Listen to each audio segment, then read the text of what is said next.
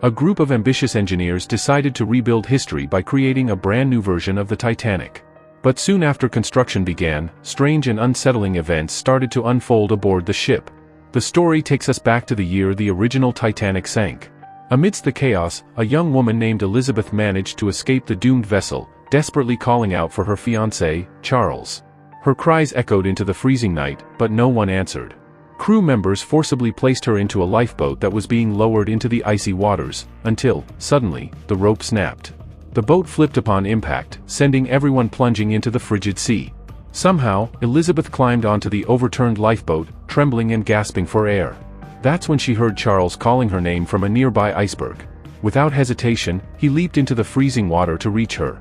As Elizabeth searched for him through the dark waves, a corpse-like figure emerged from the depths, a zombie-like body that grabbed her and dragged her under. Decades later, a new ship, Titanic III, set sail on its maiden voyage, on the very same route as the original. A young influencer couple arrived in their car, marveling at the massive vessel. The man said excitedly, "Put your phone down and just look at this." When his girlfriend realized she was being filmed, she instantly lit up and began praising the ship with enthusiasm. The two were popular vloggers, and soon fans surrounded them for selfies before they recorded a cheerful video for their followers and boarded the ship. Meanwhile, Captain Rose, the commanding officer of Titanic III, briefed her crew.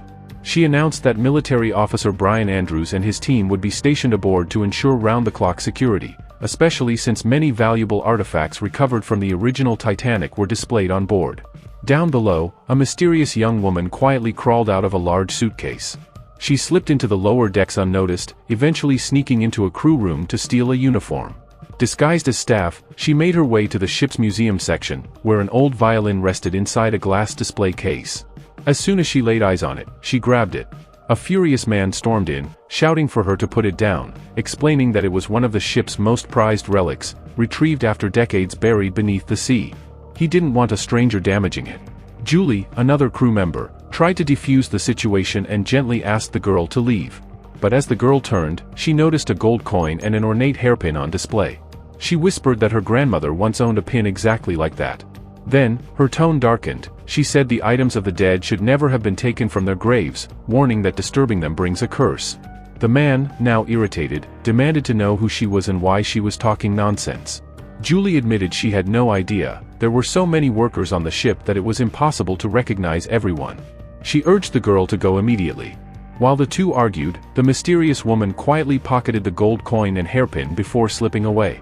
Later, deep in the lower decks, she began performing dark rituals. She pulled out an old photograph of the original Titanic's captain and started chanting, summoning the spirits of the drowned. Meanwhile, in the ballroom above, passengers laughed, danced, and enjoyed the night, oblivious to the sinister energy brewing below. The vloggers Mia and Jackson continued filming their ship tour, wandering into the lower decks, until they stumbled upon the girl in the middle of her eerie ritual.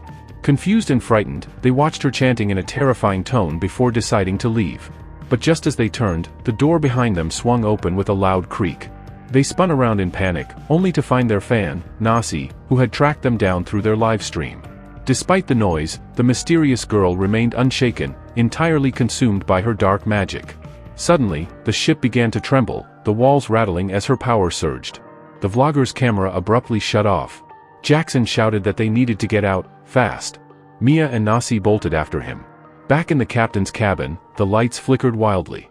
Captain Rose's video call with her fiancé abruptly cut off, and she realized with dread that the ship had lost all contact with the outside world. Meanwhile, Mia, Nasi, and Jackson were walking down the ship's dimly lit corridor. Nasi nervously confessed that she had actually been following them online for years. Before Jackson could respond, he accidentally bumped into Hull again, the same crewman who had scolded him earlier for being careless. Hull snapped at him once more, but then turned to Mia and flashed a strange, unsettling smile. Nasi quickly jumped in, saying, "Do you even know who they are? They've got millions of subscribers." Hull smirked and mentioned a rare blue diamond, saying it would look perfect on Mia. She stepped back angrily and snapped, "Don't touch me." Jackson immediately stepped between them, telling Hull to back off and leave. Down below, the mysterious woman continued her dark ritual, and her spell was finally complete.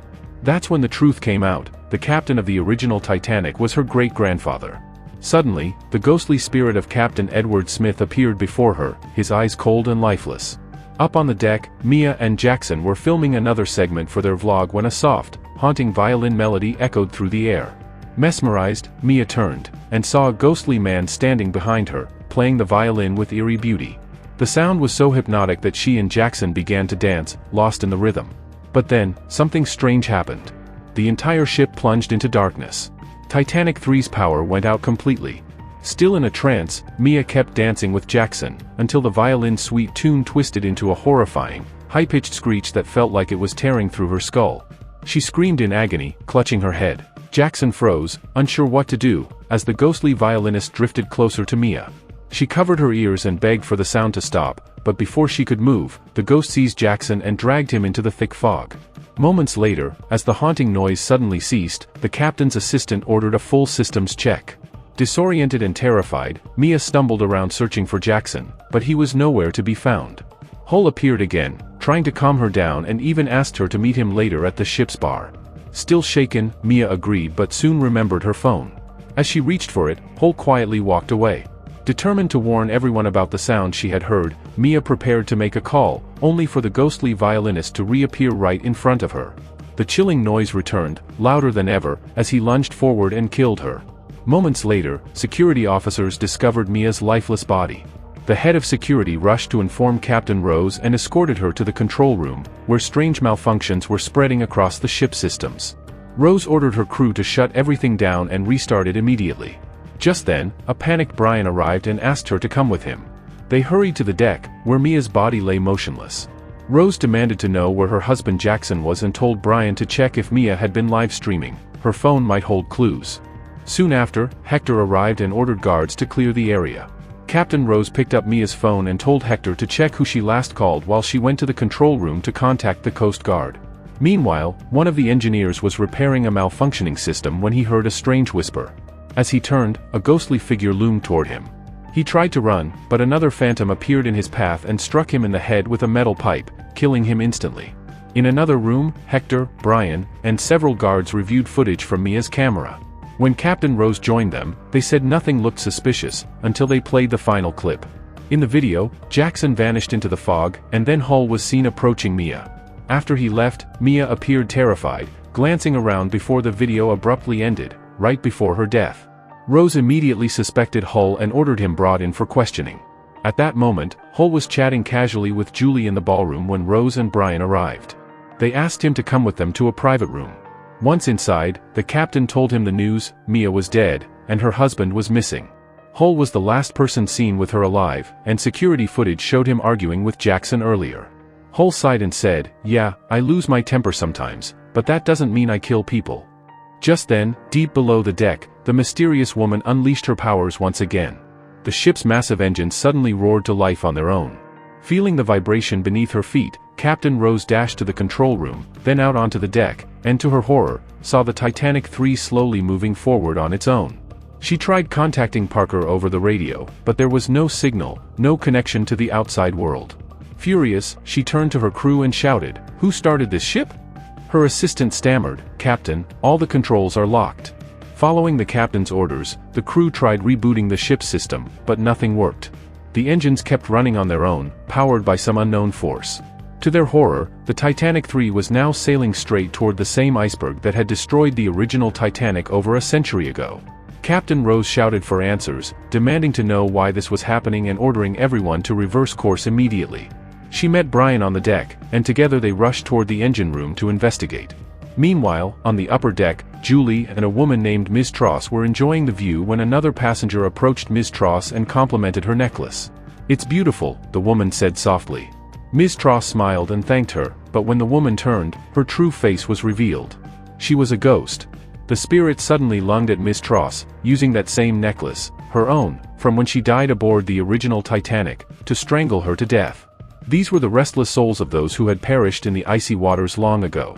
Down in the engine room, Captain Rose was trying desperately to stabilize the ship's systems when the lifeless body of an engineer fell right in front of her. Horrified, she attempted to contact Parker, but the radio had gone dead again. Crew members began whispering, calling her insane. Has she lost her mind? Doesn't she understand all the signals are jammed? How did someone like her even become captain? But Rose knew the truth: The engines were overheating, and if they weren't stopped, they would explode. Brian quickly noticed the pressure rising and shouted that the engines were about to blow. Grabbing Rose by the arm, he pulled her out of the engine room just as a massive explosion erupted behind them, shaking the entire ship. Up in the ballroom, the blast knocked dancers off their feet and sent panic through the crowd. Captain Rose ordered everyone to stay calm and insisted that the situation was under control, though her own face betrayed the fear she felt inside. In the control room, chaos spread among the crew. They couldn't make sense of what was happening. The ship was still moving full speed toward the iceberg. Meanwhile, Hector was inspecting the damaged engine room, unaware that a ghostly figure was silently watching him from the shadows. Parker, still in the control room, tried to contact nearby ships and urged passengers to remain in their cabins. At last, they reached the Coast Guard and reported their emergency. Captain Rose requested a tugboat for rescue, but to her dismay, the nearest vessel was still hours away. A sense of hopelessness spread throughout the ship. Elsewhere, inside the room where Hull had been locked up, water began dripping from the ceiling and the lights flickered violently. He started hearing whispers, chilling, otherworldly voices. Terrified, he covered his ears and screamed. Then, silence. A loud thud followed, and a ghost appeared before him.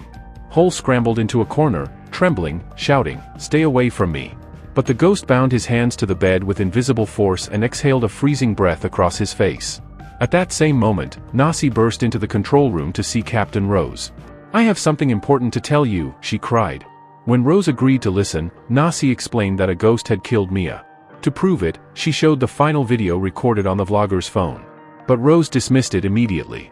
"There are no ghosts on my ship," she said firmly. She then instructed Brian to escort Nasi back to her cabin. Coincidentally, Nasi's cabin was right next to the one where Hull was being held. When Brian entered the room, he found Hull lying on the floor, trembling and muttering incoherently. His mind was fractured. He kept begging everyone to stay away from him. Brian helped him up, and Hull, still shaking, demanded to see the captain. In Captain Rose's office, Hull told her that he had seen something terrifying, something he couldn't explain. "I don't know what it was," he whispered, "but it felt like death was right in front of me." He begged her to turn the ship around immediately, warning that the spirits of the original Titanic were coming for them. Just then, a guard rushed in, reporting that the head of security, Hector, was missing. Rose frowned and ordered Brian to lock Hull back in his room. "He's delusional," she said, and then go with the guard to find Hector. As they left, Rose tried once again to reach Hector over the radio, but there was still no response. The guards escorted Hull through the hallway when suddenly they saw the mysterious girl standing there.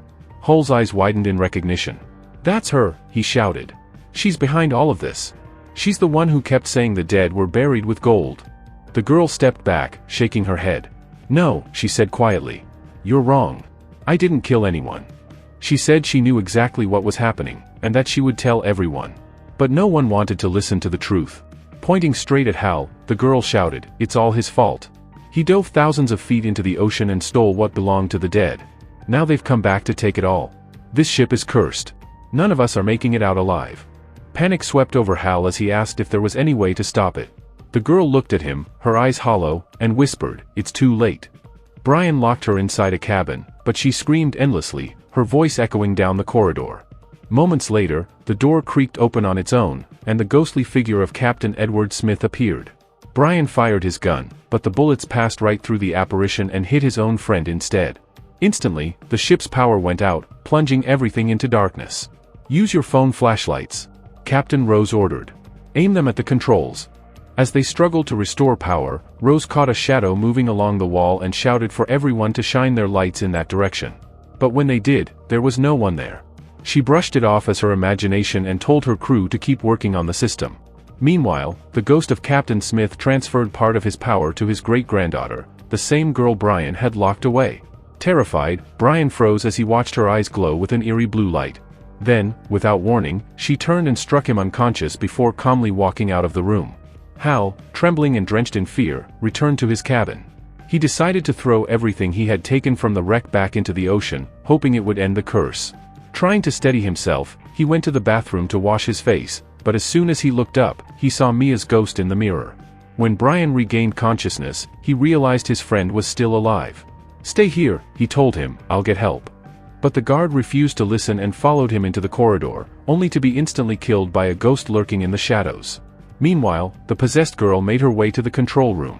With one supernatural push, she hurled Parker across the room. Rose tried to intervene, but the moment she touched the girl, she saw the ghost of Captain Smith looming behind her.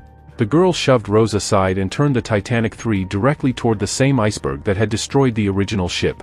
"Stop," Rose pleaded. "Everyone will die. What do you even gain from this?" But the spirit inside the girl wouldn't let her think clearly. The crew fought to regain control of the ship, but nothing worked. In a desperate attempt, Rose warned her, "If the ship crashes, you'll die too." The girl smiled coldly and said, "That doesn't matter anymore." Seconds later, Titanic 3 slammed into the iceberg at full speed. Passengers screamed as chaos erupted.